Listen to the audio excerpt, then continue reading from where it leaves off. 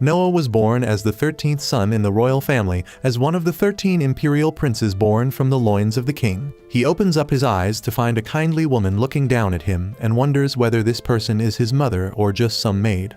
But before he could figure that out, the face of an old bearded man which turns out to be his father, and the king comes near him to inspect him from top to bottom. The king mentions that Noah seems to have taken after his mother, and his mother immediately shies away, claiming that his eyes and eyebrows look just like that of the king. Noah notices that he can see his own stats, but nothing seems to make sense for him just yet. Suddenly, one of the court mages walks up and holds him delicately in his arms before announcing to the king that Noah has the magical affinity of water. The king laughs at that merrily, claiming that when Noah comes of age, he will be given the lands of southern kingdoms where most of the water mage clans live so that he can rule over them justly.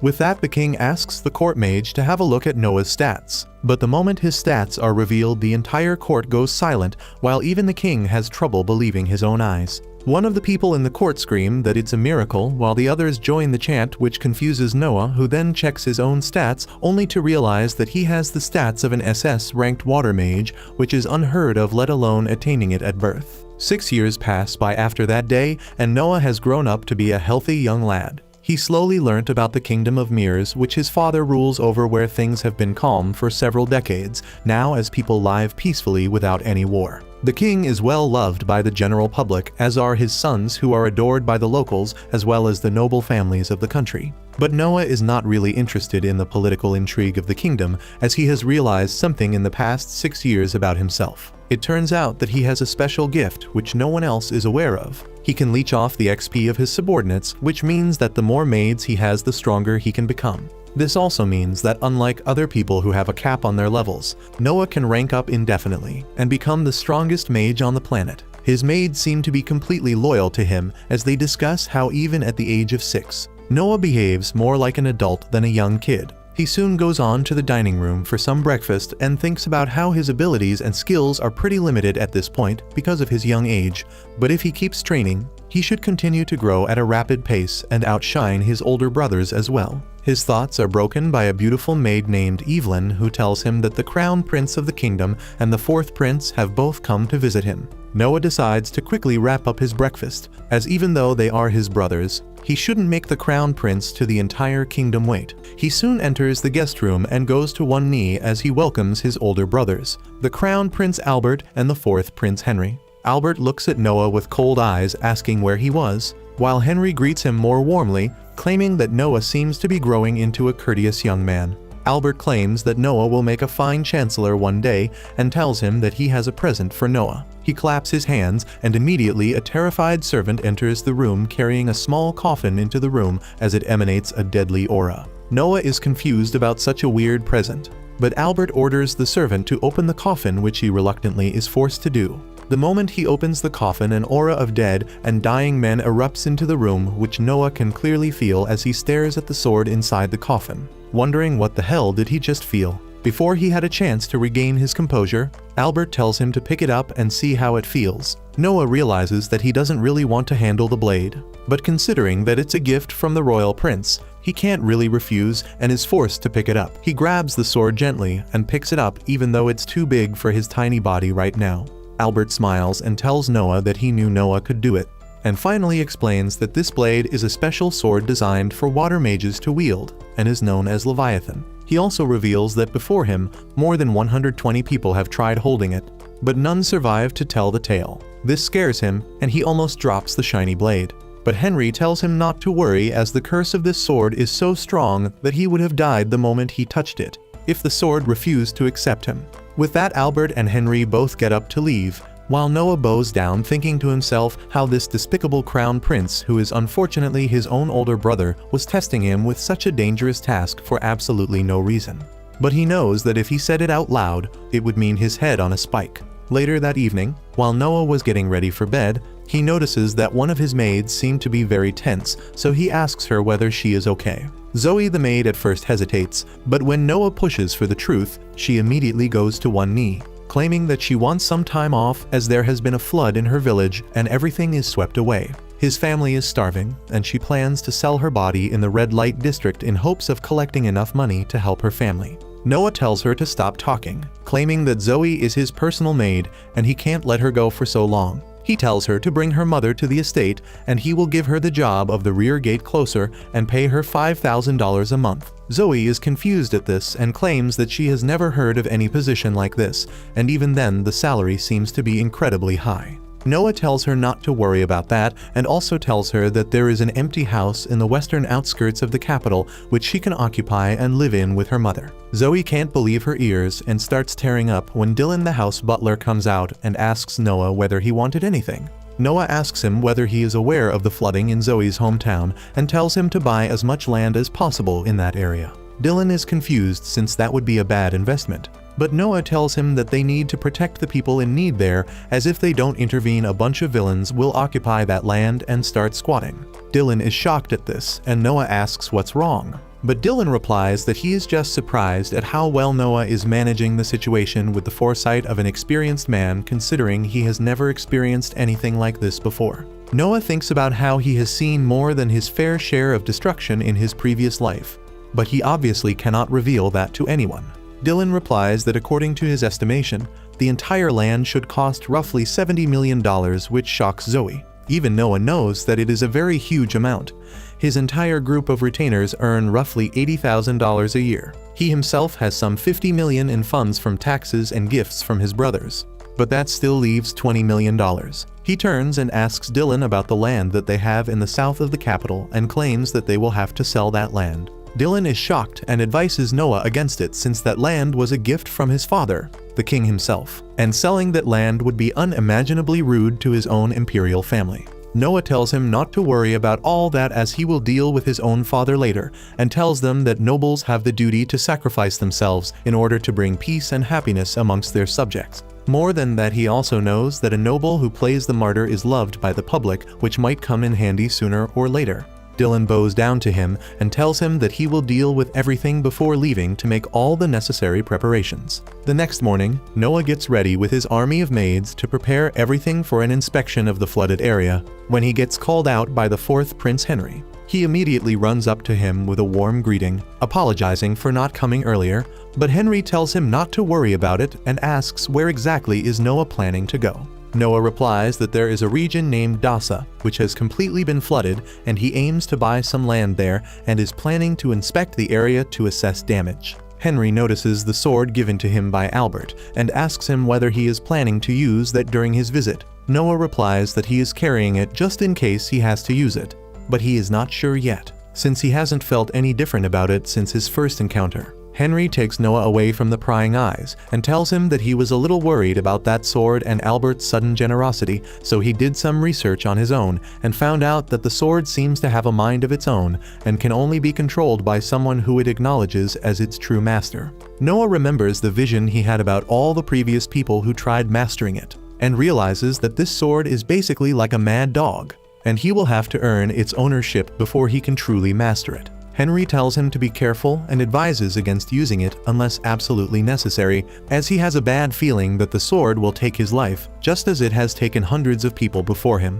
With that bit of warning, Noah leaves for the region of Dasa, and is surprised to see the level of destruction caused by the floods. He tells Dylan to find out the government office nearby and figure out the deeds of these lands, and then he moves into the village alongside Zoe to get a better idea of what's happening on the ground. He notices men in crudely made shelters rounding up to get the government relief food, which makes him a little happy, but that disappears completely when he takes a bite of the shitty porridge being served to them. He can't believe how can the government have such low standards, and was going to ask for the local official of this area, when luckily, the local official, named Lord Garl, enters the area for an inspection. Noah expected him to take actions against the terrible quality of food, but to his surprise, the man blocked his nose and took a look at the porridge before claiming that it was sufficient, which made the cooks happy, who are basically taking advantage of the situation. The chief cook tells him that his food is ready at the mansion, and Garl immediately decides to leave for the feast which was awaiting him.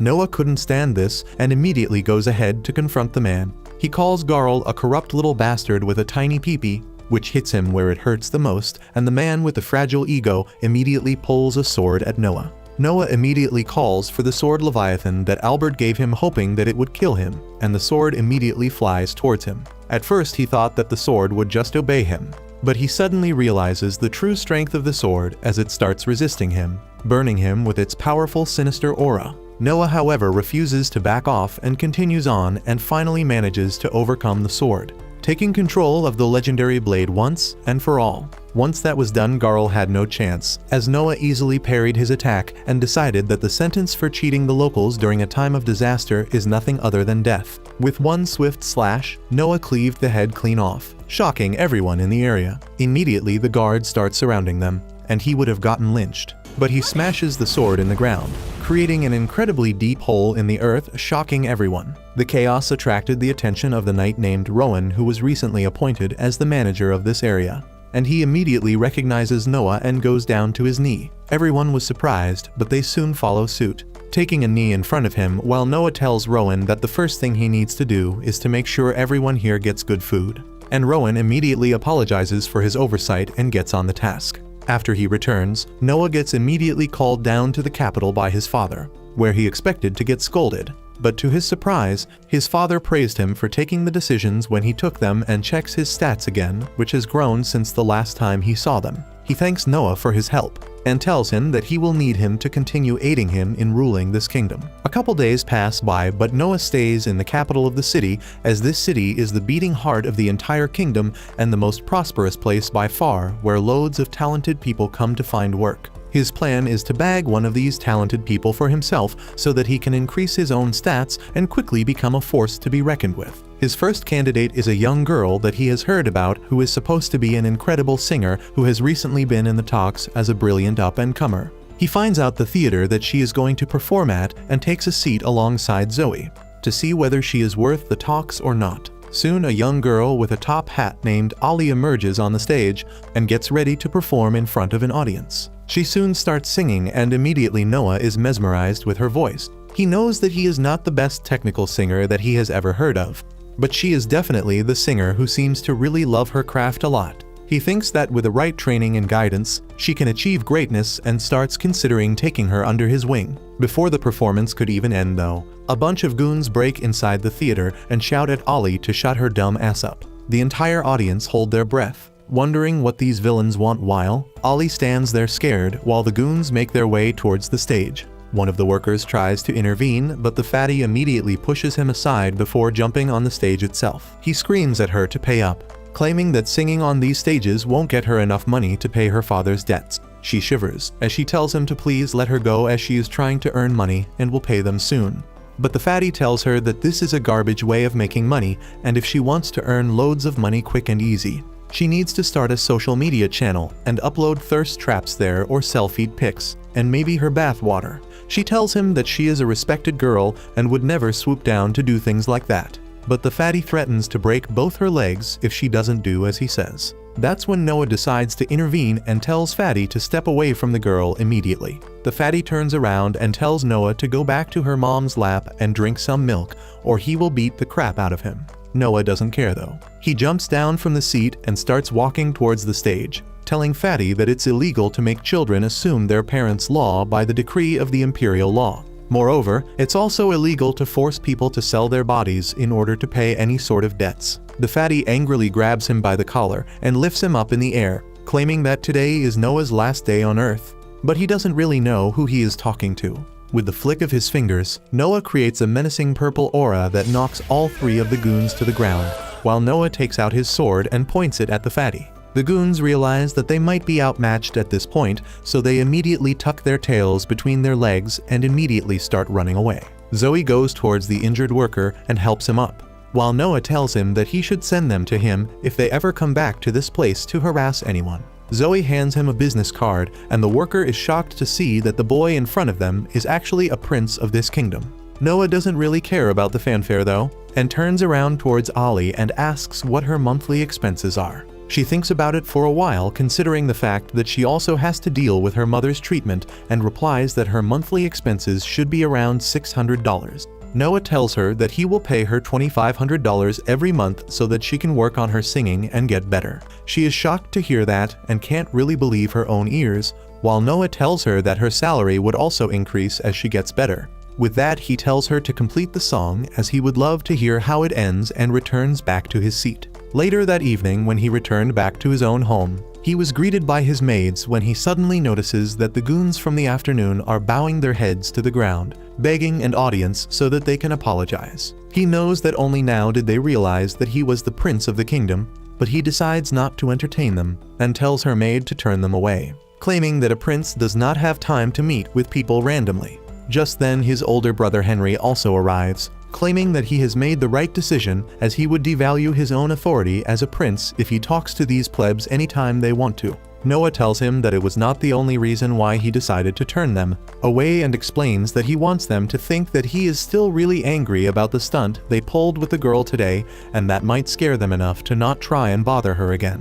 Henry asks who this girl is and why does he seem so invested in her. He claims that he is a really good singer, and he thinks that she can be an asset for the kingdom if she keeps improving herself. Henry smiles, claiming that he is very young, but still thinks about the complexities of the situation like an adult. He mentions that Gary is close to his age, but he acts like a total child and is nowhere as smart as him. Noah politely replies that Gary would also start understanding the situation soon enough. He knows that even though he calls them his brothers, Henry and Gary are true blood-related brothers since they are from the same mother, while he has a different mother. Henry then turns the conversation towards his sword, claiming that he didn't really think it possible, but Noah seriously seems to have mastered the sword. He then asks where exactly is the sword and how does he even carry it as it is supposed to be too big for him anyways. Noah gets up and shows how he does it as he quickly uses his magic to summon the sword right in front of his brother. Henry was shocked as this was the first time he saw someone pull things out of their ass and asks how far in did he put it and whether it hurt. Noah tells him that it's nothing like that and he simply shrinks the sword to a small size and then hides it right inside his own sleeve. Henry is left speechless and sits back down with a thud, claiming with a sigh that Noah simply amazes him since that sword was thought to be cursed and put away with all the other national treasures for over 2 centuries at this point, and no one in written history is known to have conquered that blade. Later that night, Noah decides to go to a celebration that he was invited to and spots the goons still on the ground. The fatty gets enraged once again since he keeps getting ignored and screams that he can kill him anywhere he wants, so he shouldn't try to act all high and mighty. In retaliation, Noah simply unleashes a tiny amount of energy from his sword, which immediately brings the fatty down to his knees once again. Noah then gets into the carriage and soon arrives at his destination, where an old man named Ray welcomes him inside. The ballroom immediately starts buzzing with excitement as the news of the 13th prince in the ballroom starts stirring. Ray asks Noah about the sword that he is carrying, and he replies that it's the legendary sword which was thought to be cursed, and it was gifted to him by the Crown Prince Albert. This immediately impresses everyone in the room as they start talking about how getting a personal gift from the Crown Prince is a very big deal. One of the men there with a fragile ego immediately spouts some nonsense about how the sword must be a replica toy, not realizing that he was speaking so loudly that everyone in the room could hear it. The chatter of the room dies down completely as everyone looks at Noah while the guy starts pissing his pants, wondering what's going to happen now. Noah doesn't even lift a finger, but suddenly a deathly aura erupts from his sword and covers the entire room, putting them in a trance. Noah immediately tells the sword to stop and the aura goes away, while Ray is surprised by the powers, claiming that everyone in the room felt a little closer to death. A little while later, he sits down on a small throne while everyone in the room walk up to him to pay their homage and gain his favor. All of them felt pretty boring to him, but then finally a blonde man named Alan walks up and introduces himself and his adopted daughter Cindy. The girl seemed alert by the presence of Noah, but Noah decided to ignore that and asks how did he come to adopt her. Alan explains that he originally bought her from a slave market, but she showed a lot of will and resolve and was a really quick learner while being socially intelligent. Since he didn't have any kids of his own, he decided to adopt her as her own daughter. Noah smiles at him, claiming that he loves stories like this and invites the duo back to his mansion to chat some more. Alan seemed really pleased by the fact that only he was acknowledged amongst them all. But Noah tells Ray that the main reason why he acknowledged them is because Cindy is somehow aware of his power. He demonstrates by releasing a little bit of energy from his sword, but Cindy immediately recognizes that and turns around to make sure they were not going to get attacked. A couple days pass by since that incident when one day while Noah was out on a stroll, he meets with the 8th Prince Oscar, who decides to take a walk with him through the market and try to find some interesting stuff. While looking through a bunch of crap, Noah notices a grimoire, and once he picks it up, it suddenly changes on of his stats to S ranked. He immediately gets interested and buys it, but notices his sword seems to be reacting to it. Oscar seems to recognizes the book as a magical tome made by some sorcerer long ago. But the book suddenly opens up and releases a huge monster out in the open. Oscar tells Noah to back off and go to safety, but Noah simply takes out his sword and squares up to the demon. He tries to slice through the magical being but fails for the first time.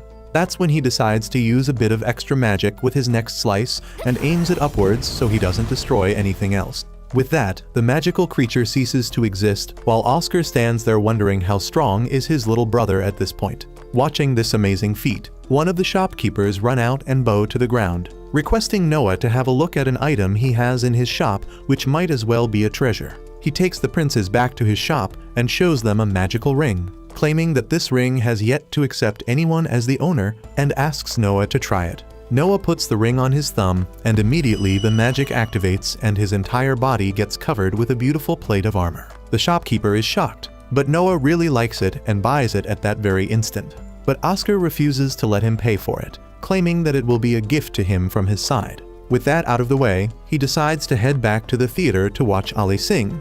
But the moment he gets out the carriage, Fatty attacks him with a sword. Noah immediately uses a shield in his ring to block the attack, while the carriage driver subdues the fatty to the ground and captures him. Noah doesn't really care about it at this point and enters the auditorium to watch Ali on stage, dealing with two drunk men who are fighting with each other over her. Noah intervenes and uses his magic to destroy their clothes, after which they run away from the theater. He then calls the owner in and tells him that he is disappointed with the security or the lack thereof in this theater and offers him to buy the entire place. The owner was a little hesitant, but Zoe immediately produces $100,000 out of her ass, which gives the owner all the motivation he needed and he immediately sells it. Zoe thanks the prince, claiming that she can never repay the debt she owes him, but he tells her to focus on singing as he wants her to sing in front of the king one day.